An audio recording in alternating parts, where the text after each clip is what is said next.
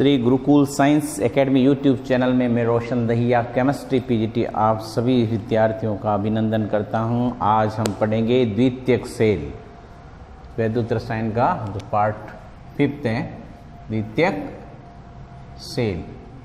तो देखिए स्टूडेंट्स, आज जो हमारा टॉपिक है वो है द्वितीयक सेल।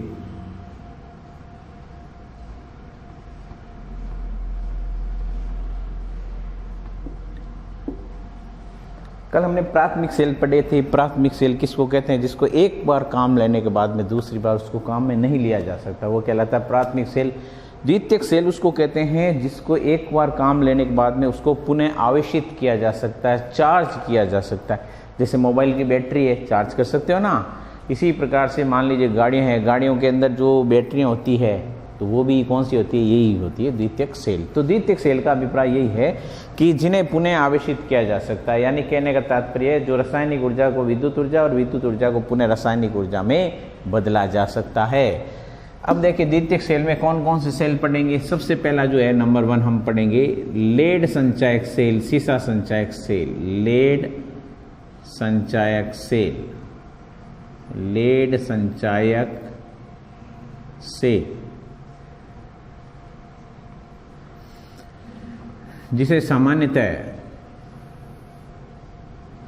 सीसा संचायक सेल भी कहते हैं। सीसा संचायक सेल भी कहा जाता है। दूसरा जो हम पढ़ेंगे वो कौन सा सेल होगा? सेकंड जो हमारा सेल होगा वो उसके अंदर जो है ये हो जाएगा आपके कैडमियम सेल। Cadmium cell. और थर्ड जो प्रकार का है वो हो जाएगा आपका ईंधन सेल। ईंधन सेल। देखिए स्टूडेंट्स, हमारे पास में 3 सेल। सबसे पहले हम पढ़ते हैं लेड संचायक सेल। देखिए सीसा संचायक सेल भी इसको कहा जाता है। ये इसका स्ट्रक्चर कैसे होता है देखने में? देखो सामान्यतः तो हम इसको ऐसे ही देखते हैं। कई बार जो नॉर्मल जैसे सामान्य एक बैटरी होती है उसको तो आपने देखा होगा इस प्रकार से, ये सामान्य से जैसे मान लीजिए जनरल रूप से ये इस प्रकार से आपको देखने को मिलता होगा। एक जो है बॉक्स के समान होता है। इसमें एक तो जो टर्मिनल होता है वो होता है आपका पॉजिटिव टर्मिनल और एक होता है इसमें नेगेटिव टर्मिनल। Negative terminal. और इसमें सल्फ्यूरिक एसिड भरा रहता है H2SO4, H2SO4। एक एनोड होता है। जो एनोड होता है वो लेड का बना होता है और जो कैथोड होता है वो लेड ऑक्साइड का बना होता है। ये स्ट्रक्चर थोड़ा सा डिफिकल्ट है, तो मैं आपको यहाँ जिसे समझा देता हूँ। देखिए जैसे ये जो है इस प्रकार से एक वेसल्स है, पात्र है, और इस पात्र में जो है ये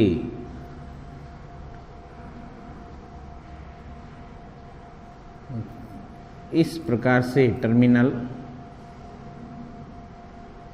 अरेंज होते हैं। ये जो मैं वाइट कलर का इसको बना देता हूँ ये पूरे, और ये कैथोड है पूरा कंप्लीट। ये माइनस टर्मिनल हो गया कैथोड, और एनोड उनको मैं ये ब्लैक कलर से दर्शा दूंगा।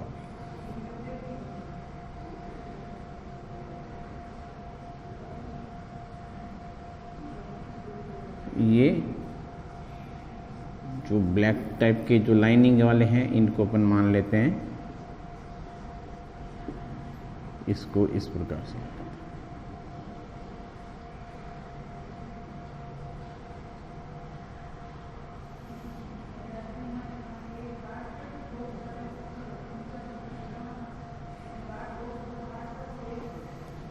ये देखिए ये हो गया इसका कैथोड। तो देखिए इसमें जो वैद्युत अपघट्य पदार्थ है वो इसके अंदर क्या है? सल्फ्यूरिक एसिड है H2SO4। इसमें वैद्युत अपघट्य पदार्थ होता है H2SO4। देखिए क्या है कि इसमें जो सल्फ्यूरिक एसिड है वैद्युत अपघट्य उसमें जो है ये डूबा है, क्या डूबा हुआ है इसमें, जो एनोड और कैथोड दोनों वैद्युत अपघट्य में। तो इसका मतलब इसमें जो एनोड कौन सा हो गया, इसमें जो एनोड है वो तो हो गया लेड, और कैथोड क्या हो गया, कैथोड जो है उसमें हो गया लेड ऑक्साइड, तो PbO2।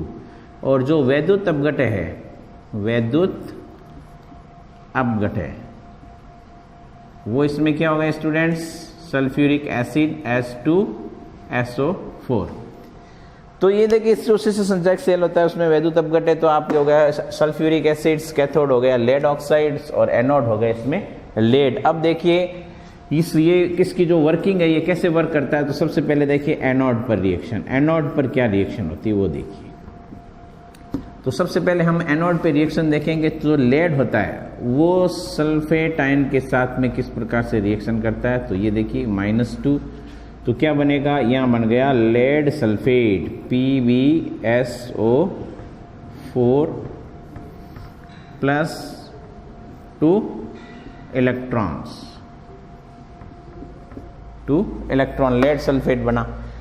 और जो कैथोड होता है उस पर क्या रिएक्शन होगी, कैथोड पे भी देखिए रिएक्शंस, जो लेड ऑक्साइड है PbO2 लेड ऑक्साइड है वो सल्फेट्स आयंस के साथ में रिएक्शन करेगा, plus hydrogens ions plus electrons, तो इक्वल टू ये भी क्या बनेगा, लेड सल्फेट।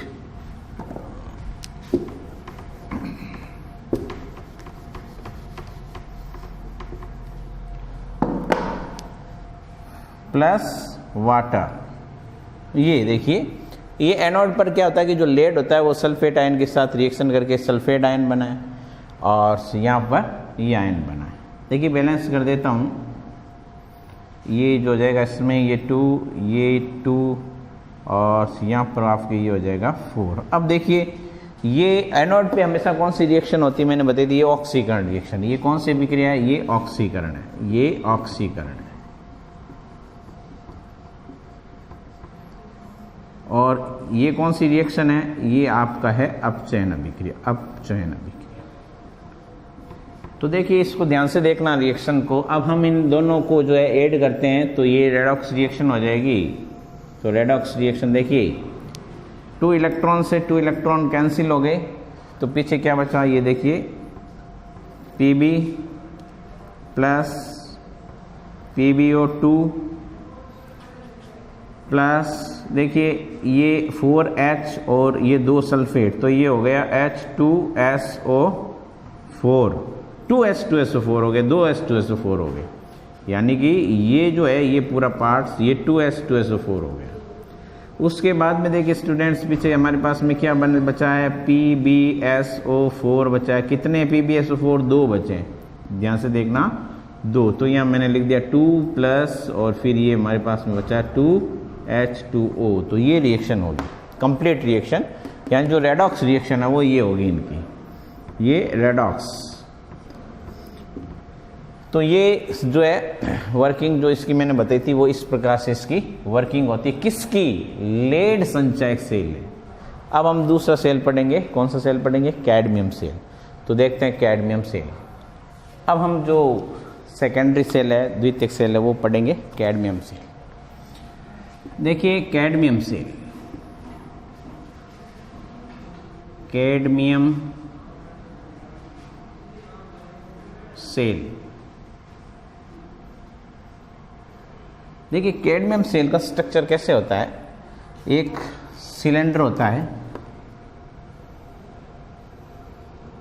और इस सिलेंडर के बीच में एक मिडल में कैडमियम का एनोड होता है।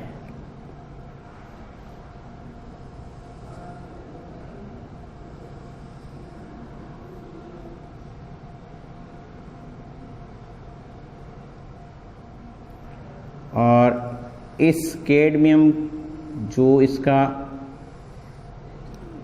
जो एनोड होता है उसके चारों ओर मेटल की जो फॉइल होती है उनकी लेयर होती है।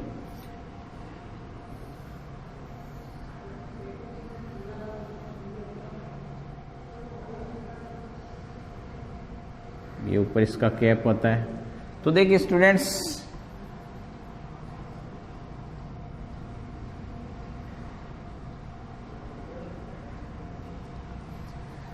तो यहाँ देखिए ये जो कैडमियम है, कैडमियम का तो यहाँ क्या हो गया, एनोड हो गया,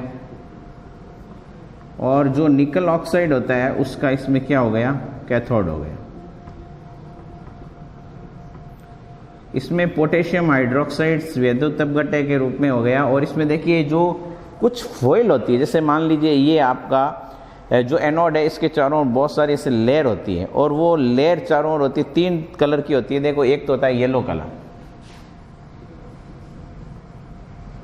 एक होता है ब्लू कलर, और एक जो लेयर होती है वो होती है रेड कलर की। तो रेड कलर की जो लेयर है वो पॉजिटिव टर्मिनल है, ब्लू कलर की जो लेयर होती है वो नेगेटिव टर्मिनल होती है, और जो येलो है वो विभाजक होता है, सेपरेट विभाजक। यानी बहुत सारी लेयर है, जैसे पेपर होते हैं, उन पेपर को ये जैसे मान लीजिए कैडमियम है, कैडमियम का ये एनोड है, इसके चारों बहुत सारे ऐसे पेपर है, उनको इस प्रकार से रोल करके रख देते हैं। तो इस प्रकार से जो येलो कलर होता है वो विभाजक का काम करता है, जो पॉजिटिव टर्मिनल और नेगेटिव टर्मिनल वाले जो ये फॉइल है उनके बीच में, ताकि क्या शॉर्ट सर्किट नहीं होता है। तो अब देखिए इसमें भी हम वही चीज़ देखते हैं। देखिए एनोड क्या है, सबसे पहले इसमें एनोड कौन है तो हम देख लेते हैं। इसमें एनोड है कैडमियम, उसके बाद में ये हो गया कैडमियम, उसके बाद में देखिए जो कैथोड है वो क्या है, इसमें जो आपके NiO2 निकल ऑक्साइड भी मान सकते हैं इसको। और अब देखिए इनके बाद में जो वैद्युत अपघटय है, वैद्युत अपघटय, पोटेशियम हाइड्रोक्साइड भी हो सकता है, सोडियम हाइड्रोक्साइड भी हो सकता है, कोई भी ले सकते हैं। तो देखिए अब ये वर्क कैसे करता है, तो सबसे पहले देखिए इसकी रिएक्शन एनोड पर।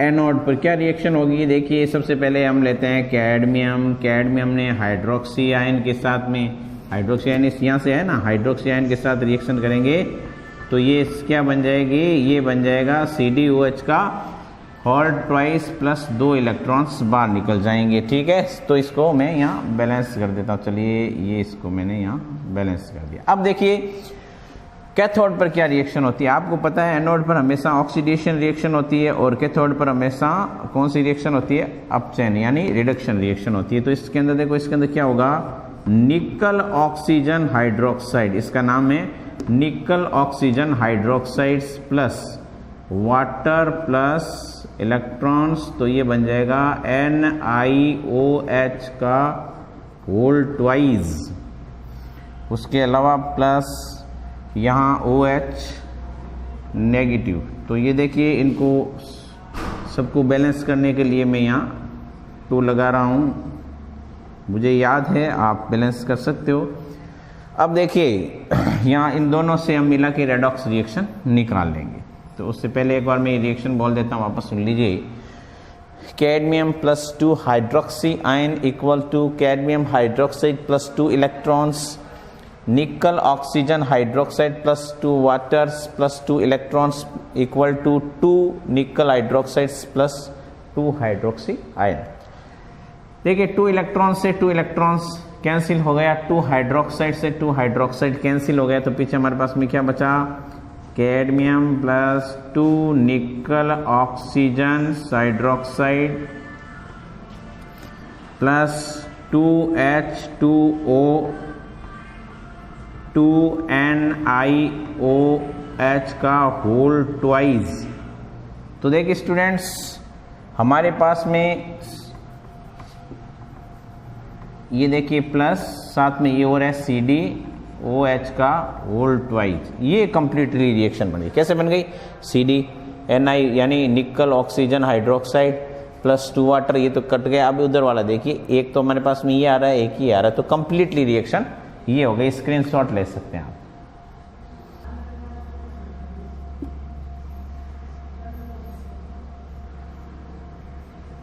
ईंधन सेल, देखिए ईंधन सेल जो होता है उसमें यहाँ ध्यान से देखिए किस प्रकार का होता है, पहले स्ट्रक्चर देखिए इसकी, ये देखिए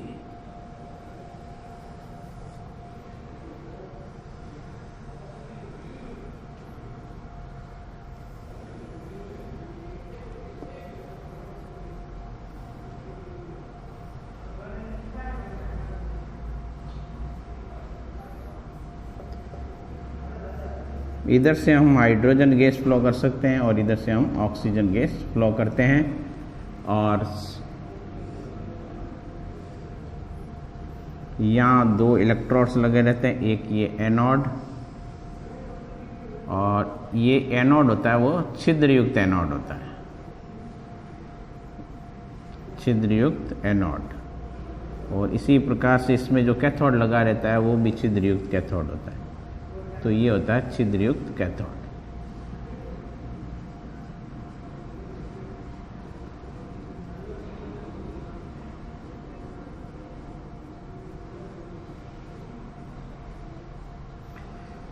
अब देखिए ये जो आपका छिद्रयुक्त, ये एनोड हो गया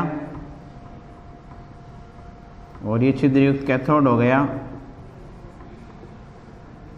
इनमें जो है वो प्लेटिनम उत्प्रेरक के रूप में बना रहता, प्लेटिनम या पैलेडियम कोई भी उत्प्रेरक के रूप में बना रहता। हाइड्रोजन और ऑक्सीजन मिलेंगे, जो वाटर बनेगा वो यहाँ से बाहर आएगा और पोटेशियम हाइड्रोक्साइड इसमें वैद्युत अपघट्य के रूप में होता है। यानी कि ये जो सेल है ये हमारा ईंधन सेल है। इसमें देखिए कौन कौन सा ईंधन काम में लिया जा सकता है। कोई पूछ ले क्वेश्चन, ये बताइए ईंधन सेल में कौन सा फ्यूल ईंधन काम में लिया जाता है। तो हाइड्रोजन लिया जा सकता है, मेथेन लिया जा सकता है, या मेथिल अल्कोहल भी इसमें काम में ली जा सकती है। अब देखिए इसमें क्या रिएक्शन होती है, कैसे रिएक्शंस होती है। तो देखिए सबसे पहले जो एनोड पर हाइड्रोजन है वो रिएक्शन करेगा हाइड्रोक्साइड आयन के साथ में, वाटर बनेगा, 2H2O बन जाएगा प्लस 2 इलेक्ट्रॉन्स।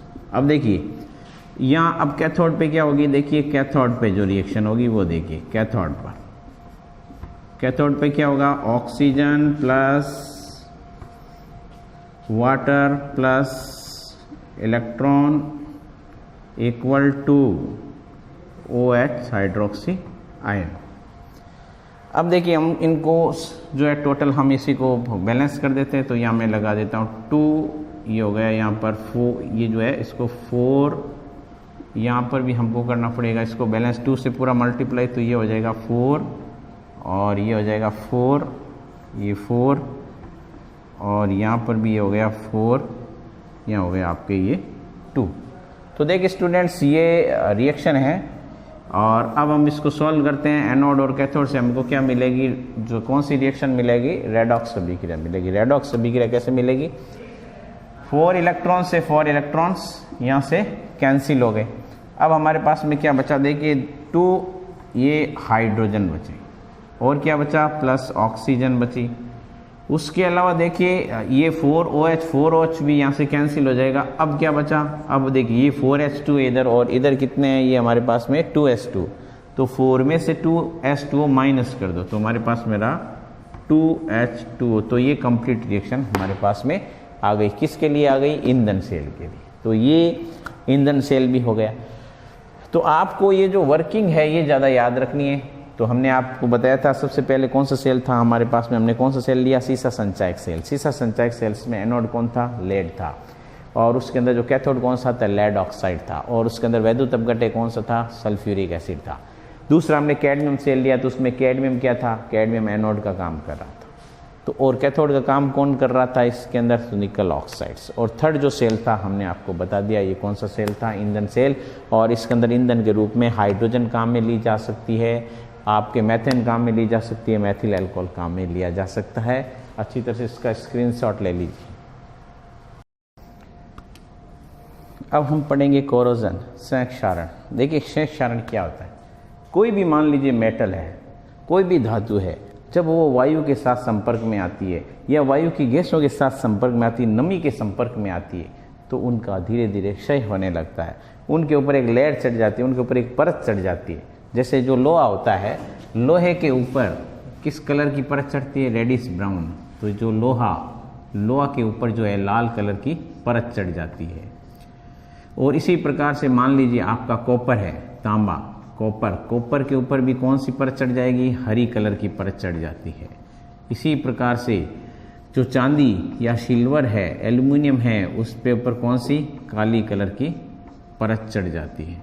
तो देखिए जो आपका आयरन है, आयरन के ऊपर रेडिश ब्राउन, और जो आपका कॉपर है उसके ऊपर ग्रीन कलर की लेयर चढ़ सकती है, और जो आपका चांदी है जिसको सिल्वर बोलते हैं उसके ऊपर ब्लैक कलर की लेयर चढ़ जाती है। तो इसको हम कहते हैं कोरोजन क्षय क्षारण। क्षय क्षारण से देखिए सीधा क्षय क्षारण जो हमारे सिलेबस में जो आयरन है, तो हम आयरन के बारे में पढ़ेंगे। जैसे मान लीजिए मेरे पास में ये एक आयरन का टुकड़ा है,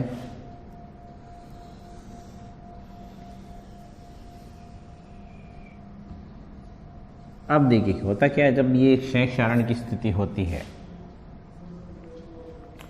तो क्षय क्षारण की जो स्थिति में जो हमारा ये आयरन का टुकड़ा एक जो है वैद्युत रासायनिक सेल की तरह काम करता है। जैसे मान लीजिए आयरन है, आयरन के इधर वाला भाग मान लीजिए आपका एनोड का काम करेगा और इधर कैथोड का काम करेगा। तो एनोड का काम करेगा तो ये एक इलेक्ट्रॉन इसको देता है, तो ये मान लीजिए इसको 2 इलेक्ट्रॉन दे देता। तो 2 इलेक्ट्रॉन देने के कारण से यहाँ पर क्या है, ये नमी है, मॉइस्चर, नमी, यहाँ H आयन है, हाइड्रोजन आयन है। कहाँ से आया ये हाइड्रोजन आयन, कहाँ से आया, देखिए ये कैसे आया यहाँ हाइड्रोजन आयन, वो देखिए ये सीधा है। जैसे मान लीजिए सपोज कीजिए वाटर, और वायुमंडल में कौन सी गैस होती है, CO2, तो ये क्या बन गई, कार्बोनिक एसिड बन गया H2CO3। और जो H2CO3 है, H2CO3 कार्बोनिक एसिड है, जब ये अपघटित होता है तो सीधा इसके अंदर हाइड्रोजन आयन बनता है, और प्लस इसके अंदर क्या बनेगा, ये कार्बोनेट आयन बन जाएगा। तो देखिए ये हाइड्रोजन आयन आ गया। तो अब देखिए इसके साथ में क्या होता है कि जैसे मान लीजिए आयरन है, और आयरन ने जैसे मान लीजिए इसने इलेक्ट्रॉन का त्याग किया, तो देखिए Fe और इक्वल टू Fe+2 इलेक्ट्रॉन होंगे पहले, ठीक है। तो उसके बाद में ऑक्सीजन ने जो हाइड्रोजन आयन के साथ में रिएक्शन किया तो ये वाटर बना। फिर क्या हुआ कि यहाँ देखिए 4 इलेक्ट्रॉन है, तो इसको रिएक्शन को पूरी बैलेंस करने के लिए मल्टीप्लाई किया 2 से, तो 2Fe equal to 2Fe+2, plus यहाँ 2 थे तो 2 को 2 से मल्टीप्लाई किया, तो ये क्या आ गया, आपके 4 आ गया। तो देखिए 4 इलेक्ट्रॉन से 4 इलेक्ट्रॉन क्या हो गए, कैंसिल हो गए। तो पीछे हमारे पास में क्या बचा, देखिए Fe 2Fe है, प्लस ऑक्सीजन है, प्लस ये 4H आयन है, इक्वल टू ये देखिए Fe+2 है, और ये वाटर है। अब देखिए जो ये आयरन है Fe+2, ये जो आयरन है ये वाटर के साथ में और ऑक्सीजन के साथ में रिएक्शन करता है। हमेशा ध्यान रखिए जो कोरोजन होता है, क्षय क्षारण होता है, वो केवल वाटर की उपस्थिति में नहीं होगा, उसके लिए हमेशा ऑक्सीजन की आवश्यकता होती है। गैस होना बहुत ही जरूरी है, और या फिर वाटर होती है वो उसके अंदर जो है वाष्प के रूप में होनी चाहिए, आपका गैस ही फॉर्म में होनी चाहिए। अब देखिए जो हमारे पास में बनेगा Fe2O3 प्लस ये इसके अंदर हाइड्रोक्सी आयन हो जाएंगे। तो देखिए अब यहाँ पर जो हम बात करेंगे यहाँ OH आयन। अब यहाँ देखिए जो ये हमारे पास में ये जो फार्मूला है जो फेरिक ऑक्साइड, तो यहाँ 2 कर देता हूँ, यहाँ 2 कर देता हूँ, यहाँ 1/2 कर देता हूँ, ताकि ये रिएक्शन बैलेंस हो जाए। अब मेरे पास में जो Fe2O3 आई है, Fe2O3 इसको मैंने X वाटर के साथ में रिएक्शन करा है। किसके साथ में कराया, X वाटर के साथ। तो मेरे पास में आ गया Fe2O3.XH2O, यानी कि ये जंग का फार्मूला है, जंग, रस्टिंग जिसको कहते हैं, काट। तो ये काट का फार्मूला, जिसको अपन कह सकते हैं जल योजित आयरन ऑक्साइड, जल योजित फेरिक ऑक्साइड, फेरिक ऑक्साइड। तो ये हमारे पास में जल योजित फेरिक ऑक्साइड आ गया। तो यहाँ देखिए इसको ध्यान से वापस कि ये क्या हुआ, जो आयरन था वाटर के साथ में रिएक्शन किया, ये हाफ SO2 है, हाफ आधी ऑक्सीजन है, और इसने फेरिक ऑक्साइड बनाया, और ये H+ आयन है, 4 आयन मुक्त हो गए। तो ये जो आयरन ऑक्साइड बना है जल योजित, जो आपका ये उसके जल योजित अब होगा क्योंकि जल के साथ ऐड करेगा, तो ये हो गया Fe2O3 + XH2O, तो equal to Fe2O3 dot XH2O। तो ये क्या हो गया, फेरिक जल योजित ऑक्साइड। अब देखो इसको एक अच्छे से डायग्राम से और बता सकते हो आप ऐसे, इसको एक डायग्राम से बता सकते हैं। जैसे मान लीजिए इसमें आयरन है, इस आयरन ने 2 इलेक्ट्रॉन मुक्त किए, 2 इलेक्ट्रॉन मुक्त किए, तो क्या हुआ Fe+2, 2 इलेक्ट्रॉन और इसने मुक्त किए,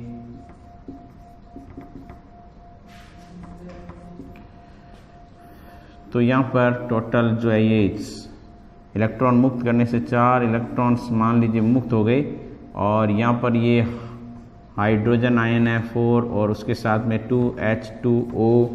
तो क्या हुआ, इस पूरे डायग्राम में देखिए ध्यान से कि यहाँ पर जो ऑक्सीजन थी, ऑक्सीजन के साथ में रिएक्शन होने के कारण से यहाँ रस्टिंग हो गई, और ये हो गया Fe2O3, फेरिक ऑक्साइड बन गया। तो आप इस डायग्राम से इसको समझ सकते हैं, इसी चीज़ को समझा जा सकता है कि भाई रस्टिंग क्या है, संयोग क्षारण क्या है। स्क्रीनशॉट ले सकते हो इसके अंदर रिएक्शन का, और इसको नोटबुक में लिख लीजिए। हाँ, अब देखिए ये संयोग क्षारण जो होता है ना, वो किस कारण से होता है, क्या क्या फैक्टर काम करते हैं जिसके कारण से संयोग क्षारण होता है। देखिए पहला तो है सक्रियता श्रेणी।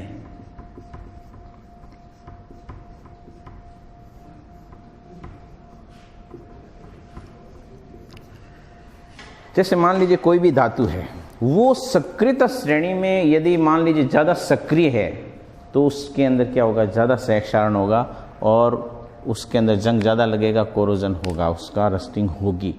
और जो कम सक्रिय है, जैसे आपके ये सोना है, चांदी है, प्लेटिनम है, इनमें कभी भी कोरोजन नहीं होता है। तो सक्रियता श्रेणी में जो अधिक सक्रिय धातु होगी उसका कोरोजन होगा, संयोग क्षारण होगा।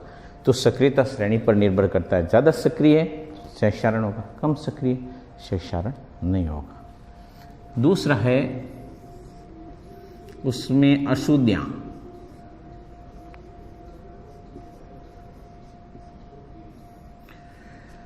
यदि मान लीजिए कोई भी आपका मेटल है, उसके अंदर अशुद्धियां हैं, तो संयोग क्षारण जल्दी ही हो जाएगा।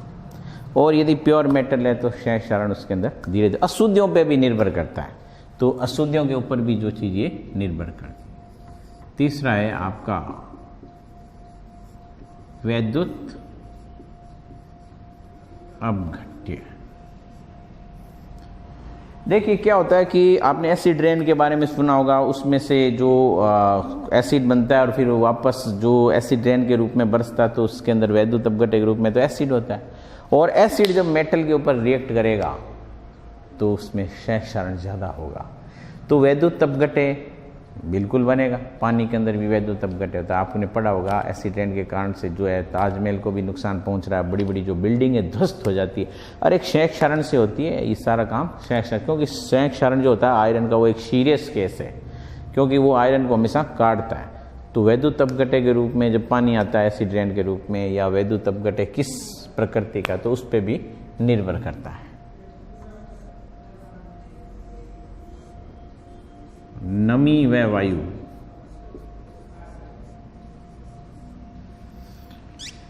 सबसे इंपॉर्टेंट फैक्टर यही है कि नमी और वायु।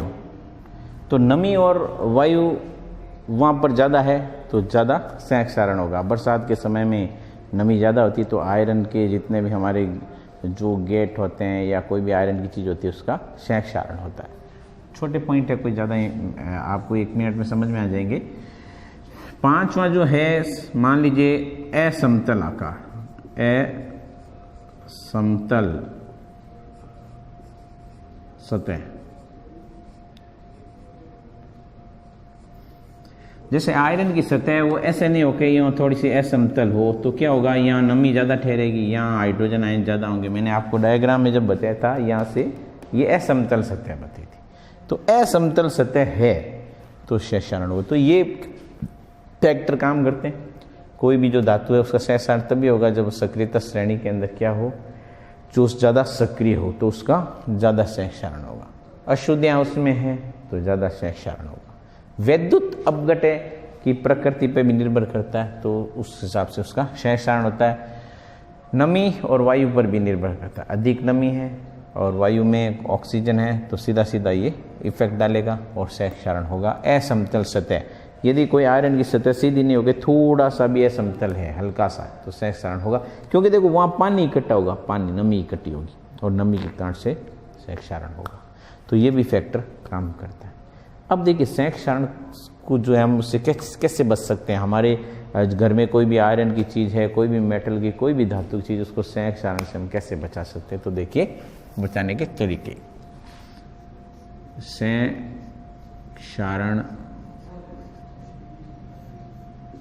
को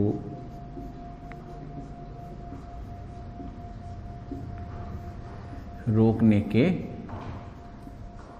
उपाय, कौन कौन से सहक्षारण को रोकने के उपाय वो देखिए, कैसे हम इसको सहक्षारण को रोक सकते हैं।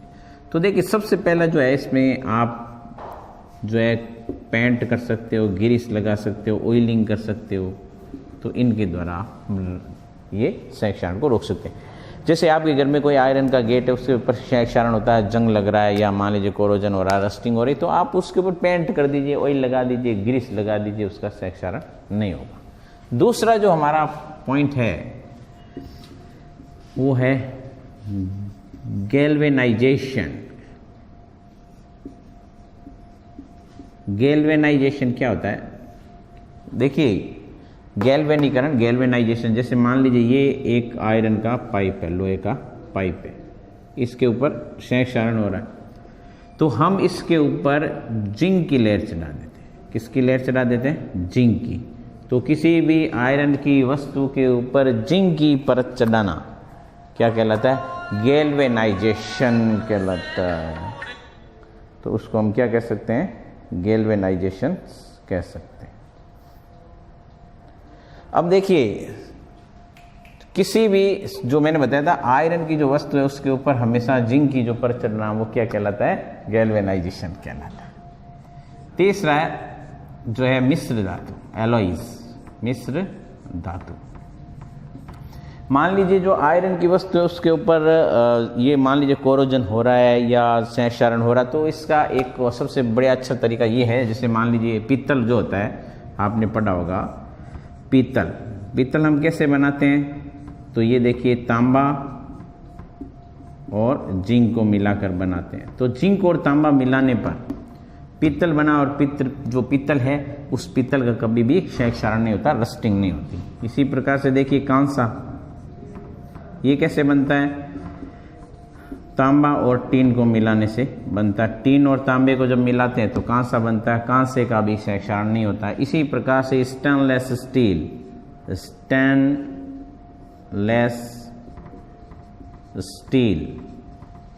स्टेनलेस स्टील किससे बनता है? ये बनता है आपके आयरन, क्रोमियम और निकल। तो मिश्र धातु बनाकर हम जो है सहक्षारण को रोक सकते हैं। कुतुब मीनार के पास में एक बहुत बड़ा आयरन पिलर है, वैज्ञानिकों के लिए आज भी वो चुनौती है। क्यों? क्योंकि उसका सहक्षारण नहीं हुआ और अभी तक वैज्ञानिकों को ये पता नहीं चला उसके अंदर ऐसा क्या चीज़ मिला है कि वो खुली हवा में नमी के साथ में वहाँ पर खड़ा है दिल्ली में, और आज तक 1600 साल हो गए उसको, आज तक उसका कोरोजन नहीं हुआ, सहक्षारण नहीं हुआ, रस्टिंग नहीं हुई। तो ये वैज्ञानिकों के सामने एक बहुत बड़ी चुनौती है। अब देखिए जो है इसके अलावा कई प्रकार के, जैसे एक तरीका और है वैद्युत संरक्षण।